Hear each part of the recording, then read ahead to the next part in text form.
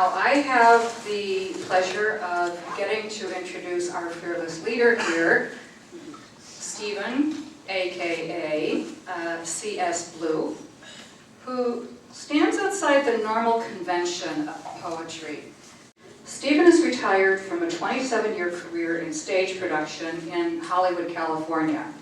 He's hosted readings and open mics in both California and Oregon, and he now pursues his lifetime calling as a lyrical/performance poet in Eugene, where he hosts many local poetry events, including the one we're in right now, the Eugene Public Library Summer Reading Series, Poetry Workshop, and Poetry Showcase.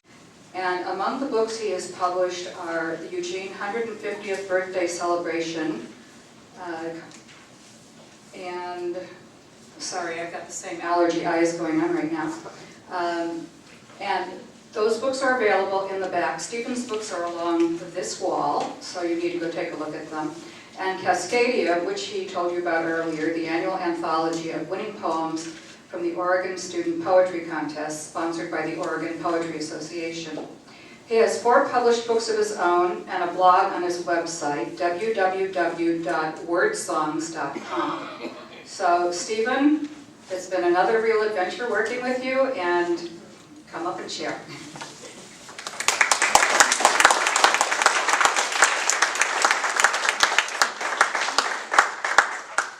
Thank you, Michelle. Thank you very much.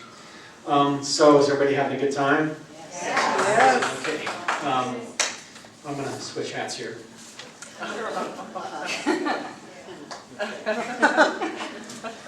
I must say, these are going to be a couple of hard acts to follow. So, I'll try.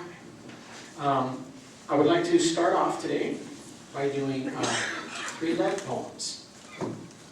First one is from my new book, Black Tights. There's some erotic poetry in here. I'm not going to be reading that. Ever since we've met, I've had this strong urge to eat strawberries. Fresh, nourishing, effervescent. Each kiss like a snowflake's unique pattern floating softly in the air, then landing. Each a small but integral part of a soft, white, fluffy feather bed. Each but a small patch in the quilt, becoming our life together. One full of days, fresh for picking strawberries. You are still blossoming on the vine. And from my chapbook, Wildweed.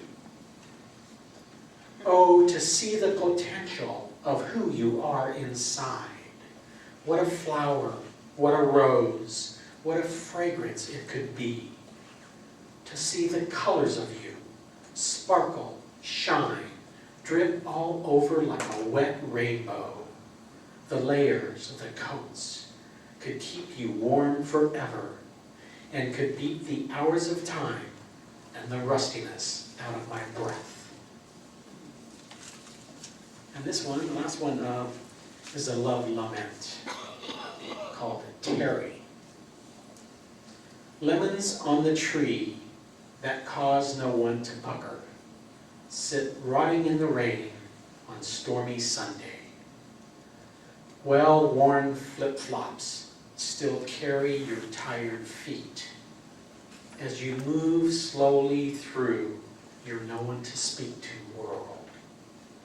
Vague, infrequent memories of making love you would rather just be touched in all the aching places, much kinder and safer than the risk of another breaking heart, long warm, like a thick terry robe, but without the comfort or warmth, or the ability to soak up the wetness of your lonely tears.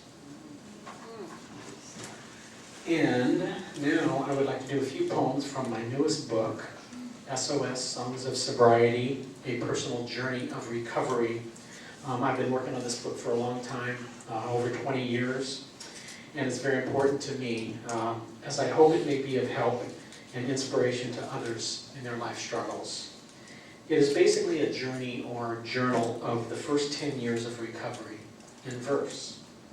I am a recovering alcoholic and drug addict. I have over 25 years of sobriety now.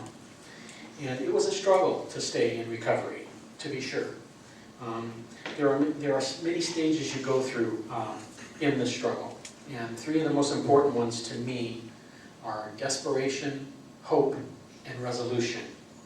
Desperation is that stage you go through before you get into recovery. That stage where you feel isolated, totally alone in the world, yet you cannot quite reach out your hand for help. And then hope is that stage where you are new in the recovery process, where you are observing and it looks like it is working for other people, and you hope it might work for you. And then resolution is the stage when you've been in recovery for a while, and it feels like it's working for you. Your life is getting better, and you feel like you've established a strong foundation in your recovery. So I'd like to do something from the desperation stage last, because it's going to be part of my performance piece. And so I'm going to do a couple here. The first one is from the hope stage. And this is called Modern Miracles. Modern miracles walk through meeting halls, grateful to be alive. Sparkling eyes sent forth to each other for help and comfort in times of trouble. Modern miracles brought together by a common problem, bonded by a common belief. Modern miracles bringing hope through faith and spirit. Society's children, shaken and stirred, once bereaved, now reprieved, live and breathe. Modern miracles. And from the resolution stage, this is called Arms of the Present. I am by no means the judge. Don't wish to be the jury. I just want to lie here in your arms. I am no longer angry or full of fury. I am simply bedazzled by your charms. Just lying here in the arms of the present, no longer in the past. Trying to learn from each new moment, trying to make it last. I am not longing to touch tomorrow. I smell the sense of today. I know that tomorrow will be taken care of, for someone is leading the way.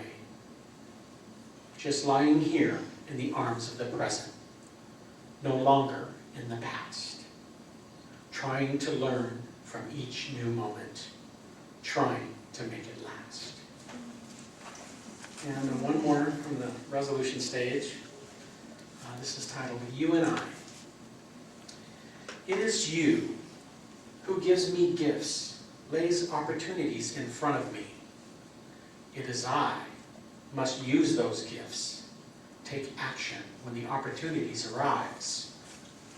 It is you molds my destiny, gives me a reason to be here.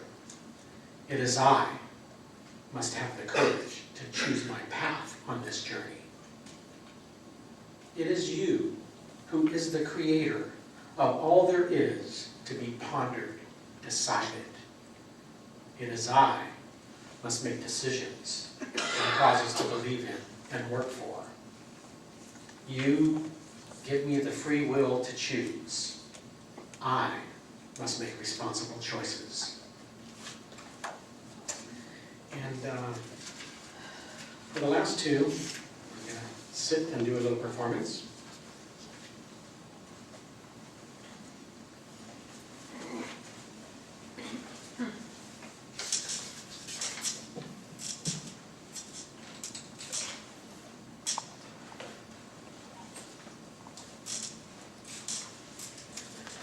From the desperation stage.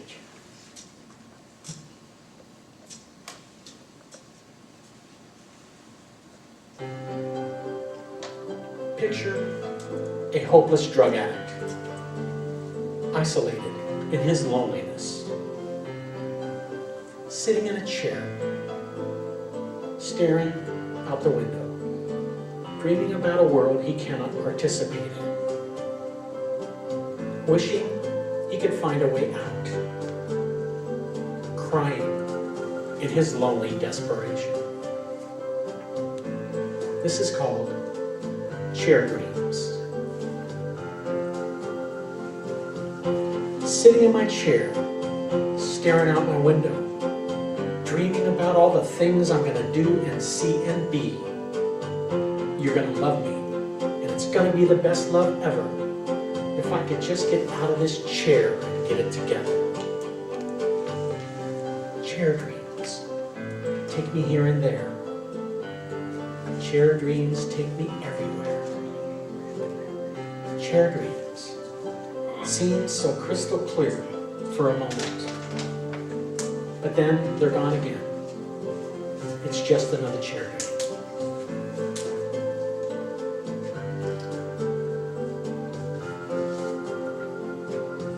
I know I was going to have a hit song and a house in the country, sit in a rocker on my front porch with endless inspiration.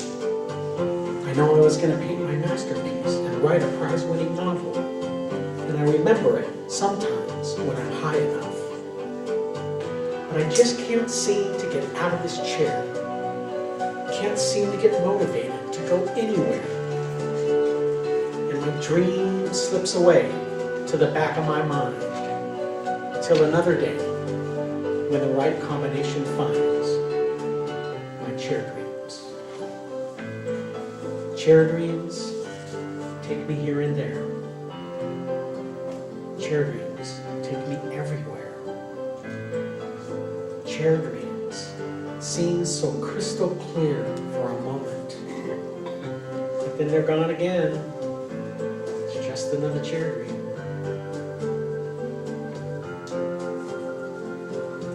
Sitting in my chair, staring out the window, dreaming about all the things I'm gonna be. You're gonna love me. It's gonna be the best love ever if I could just get out of this chair and get it together. But chair dreams take me here and there. My chair dreams, they take me everywhere. My chair dreams seem so crystal clear for a moment, but then they're gone again. It's just another chair dream. Yes, chair dreams take me here and there. Chair dreams take me everywhere. Chair dreams take me out of here. Chair dreams seem so crystal clear for a moment, but then I'm gone again. It's just another chair.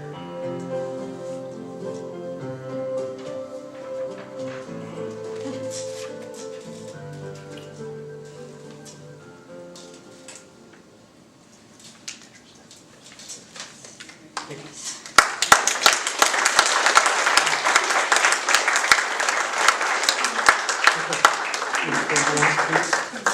Today, I'd like to do a poem from my very first book, Word Songs, which I self-published over 20 years ago, when self-publishing was in its infancy.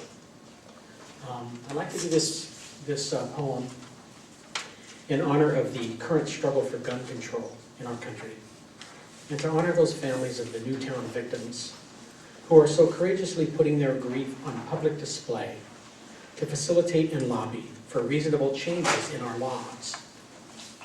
I wrote this poem back in the 60s, right after my first son was born. The Vietnam War was in full force. Bobby Kennedy and Martin Luther King had just been assassinated, and gun control legislation was in the forefront of politics, just as it is today. Also, when I was still living in Los Angeles, I used to read this poem every year on the anniversary of John Lennon's death, at the candlelight vigil held at his star on the Hollywood Walk of Fame. This is my anti-war and anti-gun poem from 1969. Little toy gun.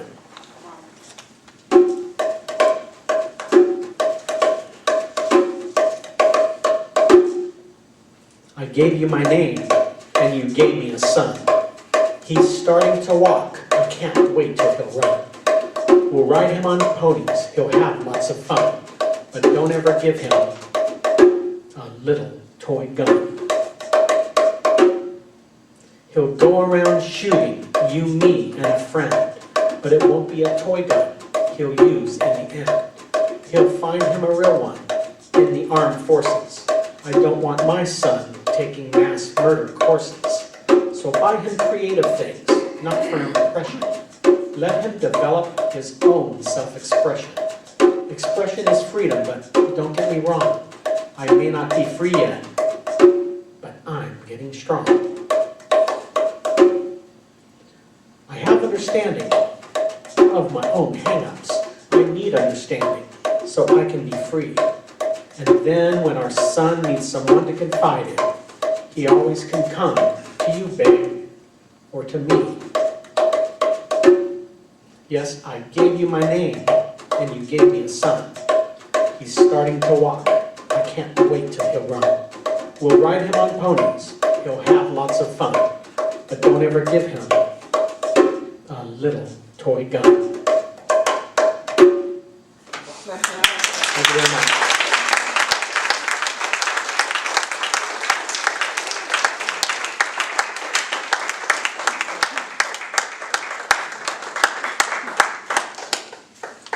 Okay, so let's take another 10-minute break and then we'll come back to some more. Thank you.